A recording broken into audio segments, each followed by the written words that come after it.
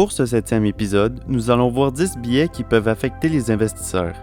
Il s'agit selon moi du podcast le plus important que vous pourriez écouter, puisque ces biais vous font faire plusieurs erreurs non seulement dans vos investissements, mais aussi dans la vie de tous les jours. Ici Jonathan Brunette et bienvenue à La Vraie Valeur.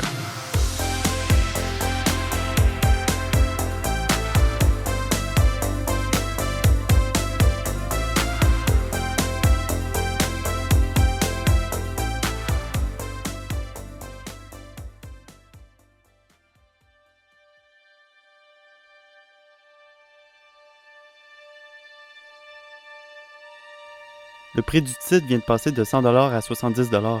C'est vraiment une aubaine. En plus, le titre était à 100$. C'est sûr que ça va remonter. J'ai vraiment l'impression que c'est une bonne compagnie. Je vais l'acheter. Zut, j'ai perdu de l'argent. Mais c'est pas ma faute, c'était à cause du marché baissier. Si j'achète tout de suite, je vais pouvoir vendre quand ça va monter un peu. J'ai le contrôle de la situation. Mes performances l'indiquent, je suis meilleur que la moyenne. Le titre il baisse trop, si ça me fait peur, je veux pas perdre plus. Je vends. Un de mes amis m'a parlé de cette entreprise-là. Je vais me fier à lui, j'achète. Ça fait longtemps que l'entreprise existe et qu'elle est en bourse. Ça doit être parce que c'est une bonne entreprise. J'achète. Est-ce que vous vous êtes reconnu dans l'un de ces propos? Si oui, vous êtes peut-être atteint d'un biais de l'investisseur.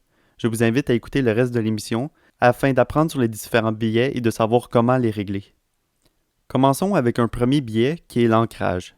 L'ancrage survient lorsqu'on aperçoit ou conçoit quelque chose pour la première fois et qu'il est difficile de se séparer de cette première impression. Donc ça va influencer sur nos décisions futures. C'est une technique qui va souvent être utilisée par les vendeurs. Par exemple, à un magasin, vous voyez un pantalon qui est habituellement à 80$, va être en rabais à 40$. Donc, vous pensez que vous économisez 40$, mais en fait, le commerçant a seulement mis un rabais pour attirer votre attention et lui, il se fait quand même une marge de profit. Un autre exemple est la vente d'une voiture. Si vous voulez vendre votre voiture 5000$, vous feriez mieux d'afficher un prix de 7000$. Comme ça met un prix d'ancrage. Donc, si vous négociez avec l'acheteur un prix de 6000$, donc vous allez faire un surplus de 1000$, puis l'acheteur va croire qu'il est un bon négociateur parce qu'il a réussi à réduire 1000$ du prix d'ancrage. Donc ici, c'est les deux parties qui vont être satisfaits, mais vous avez quand même instauré un prix d'ancrage afin de faire croire à l'acheteur qu'il va profiter d'un bon rabais. Et ça, en fait, c'est un gros risque en bourse et j'en entends souvent parler. En fait, par exemple, si un titre était à 100$, puis 2 jours plus tard, il descend à 70$, là, le monde va voir ça comme une aubaine. Je vais payer 30$ moins cher pour le titre, donc j'achète. En fait, c'est pas comme ça qu'il faut penser. Il faut vraiment évaluer la valeur intrinsèque de l'entreprise, parce que si vous évaluez que l'entreprise elle vaut seulement 50$ par action, vous allez quand même payer 20$ trop cher pour acheter le titre. Alors à ce moment-là, vous n'aurez pas de marge de sécurité et c'est là le gros risque en fait, parce que si l'entreprise va mal, vous aurez payé vraiment trop cher pour votre titre. En deuxième, il vient le biais de confirmation. Ça, c'est quand on recherche et on prend en considération seulement les informations qui confirment nos croyances, nos hypothèses, et à ignorer ou sous-estimer l'importance de celles qui les contredisent. Donc, c'est quand on croit tellement à quelque chose qu'on va juste regarder des informations qui confirment cette croyance-là. Puis ça, en fait, ça peut nous amener à faire plusieurs erreurs parce qu'on peut avoir une mauvaise opinion. Puis c'est correct de faire des erreurs en autant qu'on apprend de ces erreurs-là. Puis pour éviter ce biais-là, c'est important de bien réviser les informations qu'on a de disponibles, de regarder les pour et les contre d'une telle entreprise. Donc, il ne faut pas juste assumer que cette entreprise-là est bonne parce que je crois qu'elle est bonne. Il faut vraiment regarder diverses opinions pour nous donner d'autres idées à propos de cette entreprise-là. Donc, il faut écouter plusieurs sources, regarder plusieurs données, plusieurs articles sur l'entreprise pour avoir des opinions divergentes. En troisième, il y a le biais d'information.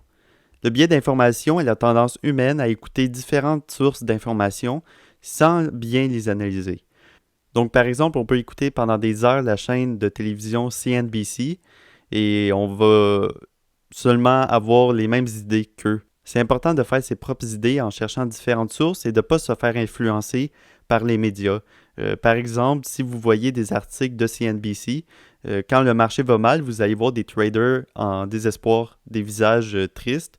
Puis ça, en fait, ça affecte nos pensées, puis ça nous donne une attitude plus pessimiste envers le marché, puis ça peut nous faire plus peur, ça peut nous éviter des occasions d'investissement. Donc, il faut vraiment apprendre à filtrer les informations pour prendre celles qui sont pertinentes, puis pour nous permettre de commettre moins d'erreurs. Un truc que vous pouvez faire si vous écoutez CNBC, c'est de laisser le poste en mute, donc qu'il n'y ait aucun son. En fait, Warren Buffett utilise cette méthode-là, puis aussi mon mentor en gestion de portefeuille. Donc, s'il y a une nouvelle intéressante, une entrevue intéressante, des données sur une entreprise, sur le marché qui vous intéresse, ben là, vous pouvez rallumer le son, écouter ça, puis le rééteindre. Comme ça, vous n'êtes pas constamment attiré par les différents propos de l'émission, puis vous pouvez passer plus de temps à bien analyser les compagnies. En quatrième, il y a le biais d'autocomplaisance. Celui-là, en fait, c'est lorsqu'on prend crédit quand on réussit et qu'on attribue les échecs à des sources externes. Par exemple, un étudiant va dire qu'il a beaucoup étudié quand il a bien réussi un examen. Sinon, s'il y a eu une mauvaise note, en fait, ça va être à cause du prof qui est trop sévère. En bourse, c'est la même chose. Si nos rendements montent, c'est qu'on a fait des bons choix, on a fait des bonnes analyses, on a été bon. Mais si nos rendements, on perd de l'argent, nos rendements sont négatifs, ben c'est qu'on n'a pas eu de chance à cause du marché, on a rentré dans un marché baissier. En fait, c'est pas comme ça qu'il faut voir ça. Si on a des échecs, il faut les analyser, les comprendre, pourquoi on a fait ça, puis plus les refaire dans le futur. C'est pas grave de faire des erreurs. Quand on parle à du monde, c'est correct de dire j'ai investi dans cette entreprise-là, mais j'ai perdu de l'argent à cause qu'il est arrivé ça, ça, ça. Puis vous énumérez qu'est-ce que vous avez appris. Puis c'est ça qui est intéressant. Faut pas dire ouais, j'ai acheté cette entreprise-là, ça n'a pas marché à cause du marché, j'ai pas eu le bon moment. Ça va être beaucoup plus intéressant si vous dites à cause de quoi vous avez perdu votre argent. Et comme ça va même permettre à l'autre personne de comprendre et d'apprendre elle aussi à ne pas faire cette erreur-là. Pour le cinquième biais, c'est très important de le comprendre puisque c'est vraiment un biais très dangereux. C'est le biais de confiance excessive. Ça, c'est quand on a une illusion de contrôle causée par une croyance d'être meilleur qu'on l'est vraiment. Puis c'est quand même en lien avec le dernier biais parce qu'on va vraiment mettre les pertes sur des causes externes. Puis en fait, c'est dangereux de toujours croire d'avoir raison. Il faut toujours, en investissement, d'avoir un certain doute, de regarder d'autres analyses, d'autres opinions qui divergent de la nôtre pour bien suivre l'entreprise. Puis en fait, il y a 4 types de billets de confiance. En premier, il y a le surclassement. Donc, c'est penser que ses performances sont meilleures que la moyenne. Alors, on est vraiment bon. Le deuxième type, c'est l'illusion de contrôle. C'est penser qu'on sait ce qui va arriver, qu'on contrôle la situation, qu'on connaît ce qui va arriver au marché. Ça, c'est impossible à savoir. En troisième, il y a l'optimisme du bon moment. C'est qu'on pense qu'on fera de l'argent rapidement grâce au timing. Donc, vous vous dites, si j'achète tout de suite, je vais faire de l'argent rapidement. Ça, on ne peut pas faire d'argent rapidement avec la bourse. Si vous en faites rapidement, c'est la chance. C'est vraiment de la chance. Sinon, le marché, il faut vraiment voir ça à long terme. Puis, le quatrième type, c'est l'effet de désirabilité. Donc, c'est de penser à une situation finale probable. C'est-à-dire qu'on s'imagine un scénario idéal que le titre ferait, donc par exemple qui monte de 30%, puis on veut ce 30%-là, puis on va juste penser à ça, puis même si l'entreprise se met à aller moins bien, ben on va juste focuser sur le 30% initial, puis on va garder le titre jusqu'à temps qu'il atteigne le 30%, mais peut-être qu'il l'atteindra jamais en fait. Donc, pour régler ce biais de confiance excessive, c'est vraiment important de ne pas juste se fier à soi-même. Même si c'est important de faire sa propre opinion face aux autres opinions, il faut quand même lire les autres idées pour se donner une idée générale de l'entreprise. En sixième, il y a le biais d'aversion aux pertes. Ça, c'est lorsqu'on préfère d'éviter les pertes au lieu d'obtenir des gains. En fait, c'est quelque chose qui se passe dans notre cerveau, c'est dans le cortex préfrontal qui s'appelle le centre de récompense. Quand on a un gain, il y a une activation de ce centre de récompense-là, puis ça nous fait sentir super bien. C'est comme un peu manger du chocolat, ça active ce centre de récompense-là, puis ça nous rend heureux. Par contre, quand on a une perte dans un titre, ça désactive ce centre de récompense-là, puis la réaction de notre corps est plus grande que si on aurait un gain. Donc, en fait, c'est 2 fois plus sensible aux pertes qu'aux gains. Fait que ça nous rend encore, ça nous rend 2 fois plus tristes qu'heureux. Donc ça, c'est pour ça que beaucoup ont peur des pertes, puis ils vont préférer vendre trop tôt, vendre pendant que le titre est en dessous de la valeur qu'ils l'ont acheté. Puis à ce moment-là, vous allez faire des pertes. Mais pour éviter ce biais-là, c'est important de s'assurer de bien analyser l'entreprise, bien l'évaluer. Comme ça, on va bien connaître la valeur intrinsèque et on va s'assurer que c'est une bonne entreprise. Donc, même si le prix diminue à cause de spéculation, à cause du court terme, bien, à long terme, on va être sûr ou presque sûr d'atteindre le prix qu'on avait fixé grâce à nos analyses. Donc ça va nous éviter de faire des erreurs comme en vendant trop tôt un titre et de réaliser des pertes ainsi. En septième, il y a le biais de disponibilité. Ça, en fait, c'est une information qui nous vient en tête rapidement, une information que l'on juge selon si on en est familier ou si ça fait du sens selon nous, selon comment on est. Puis beaucoup vont faire des choix basés sur des informations accessibles rapidement, comme dans des publicités, dans des suggestions d'amis ou de la famille, sans faire de recherche approfondie. Puis en fait, c'est pour ça, je peux vous donner un exemple, que le titre Bombardier étant populaire au Québec. D'ailleurs, j'ai fait un podcast là-dessus, vous pouvez aller l'écouter. C'est un titre qui est entendu souvent. Souvent, les Québécois, quand on parle d'investissement, le premier titre qui nous vient en tête, c'est Bombardier. Mais pourtant, c'est pas nécessairement un super bon titre, mais ça va être le premier choix de plusieurs personnes.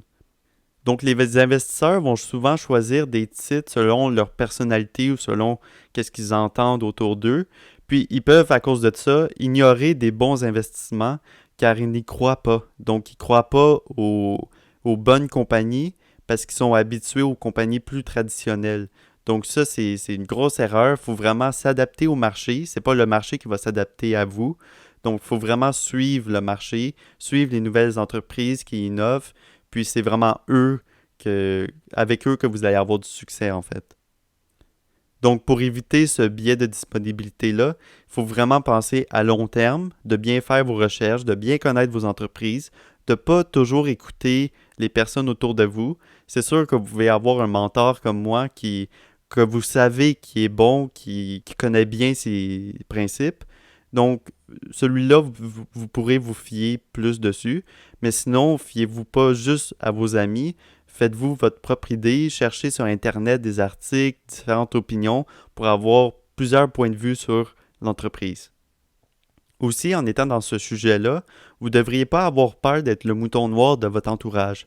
Donc, si tout le monde que vous connaissez aime beaucoup un certain titre, mais que vous ne croyez pas à ce titre-là, puis que vous voyez que ça ne va pas bien, mais achetez-le pas, allez dans une autre direction, achetez une entreprise que peut-être même eux n'achèteraient jamais, mais que vous savez qu'il va aller bien, puis c'est peut-être, vous allez en fait sûrement faire plus de rendement que eux. En huitième, on a le biais de récence. Donc ça, c'est quand on juge le futur selon ce qui se passe maintenant. On va mettre de l'emphase sur les événements récents, puis on va écarter ceux du passé. Par exemple, si on est dans un marché haussier, bon, on va être plus enclin à prendre plus de risques, on se dit que tout va bien, on voit un futur positif. Par contre, si le marché est baissier, on va avoir peur, on va voir un futur plus négatif. Puis ça, c'est vraiment des pensées de court terme. Quand on regarde le passé, tout finit par remonter ou descendre selon le type de marché qu'on est. Donc, il ne faut pas avoir peur, il ne faut pas se laisser influencer par le type de marché présentement, mais il faut vraiment voir à long terme. Puis, il faut surtout éviter les tendances. Donc, vous pouvez moins écouter les médias qui emphasent beaucoup sur le présent, puis passer plus votre temps à analyser les entreprises. Parce que si c'est une bonne entreprise, pourquoi elle ne survivrait pas dans le temps? Si c'est vraiment une bonne entreprise, oui, son prix des actions peut baisser durant un marché baissier, c'est tout à fait normal. mais ça ne va pas changer le fondamental de l'entreprise en tant que tel.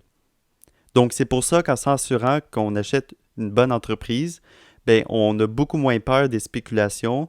Puis, en le gardant à long terme, on est sûr de faire un rendement si vraiment c'est une bonne entreprise. Le 9e biais est le biais du survivant. En fait, ça, c'est quand on va regarder seulement les compagnies cotées sur le marché sans analyser celles qui sont plus là ou sans analyser la compétition qui a moins bien réussi que l'entreprise que vous regardez. Donc ça, en fait, le biais du survivant provient de la Deuxième Guerre mondiale. En fait, ils devaient renforcer les avions de guerre, puis ils ont juste regardé les avions qui revenaient dans l'aéroport. Ils voyaient qu'il y avait des trous de balles sur les ailes. Donc, ils ont décidé de renforcer les ailes. Mais en fait, c'est pas ça le problème, c'est les avions qui s'écrasaient. Ils s'écrasaient à cause qu'ils recevaient des balles dans le cockpit puis dans le réservoir d'essence. Donc, ils auraient dû renforcer ces parties-là, mais ils ont juste renforcé les ailes. Donc, ça n'a pas arrangé le problème. Donc, c'est important en bourse de regarder les entreprises qui ont subi un échec. Par exemple, Sears, pourquoi elle a eu un échec? Vous pouvez analyser ça, puis voir comment, par exemple, Amazon a pris le dessus. C'est quoi les avantages d'Amazon par rapport à Sears? Puis comme ça, vous allez mieux comprendre pourquoi l'entreprise a réussi et pour voir si c'est un bon choix. Et finalement, il y a le biais de disposition. Donc ça, c'est le fait de vendre les gagnants et de garder les perdants pour éviter les pertes. Donc, puisqu'on veut garder les gains, par exemple, vous faites du rendement sur un titre, vous voulez garder les gains, donc vous vendez. Mais en fait, si c'était une bonne entreprise, vous feriez mieux de garder le plus longtemps possible votre entreprise pour faire beaucoup plus de gains. Puis c'est ça, en fait, qui est logique. Parce que, en fait, là, c'est le contraire qui survient chez plusieurs personnes. Ils vont garder des titres qui vont moins bien. Donc, le titre descend. Ils se disent, ah, mais ça va remonter. Je veux pas faire des pertes. Donc, ils gardent. Puis finalement, le titre fait juste baisser. L'entreprise va de plus en plus mal. Ben là, vous allez être obligé de perdre encore plus d'argent en vendant. Donc, c'est vraiment important de garder les gagnants, de ne pas tout de suite prendre les gains, c'est vraiment de garder le plus longtemps possible. Donc, c'est pas grave de faire des erreurs, mais l'important, c'est de s'en rendre compte rapidement et de vendre le titre même si vous faites une perte, parce que cette perte-là pourrait être pire.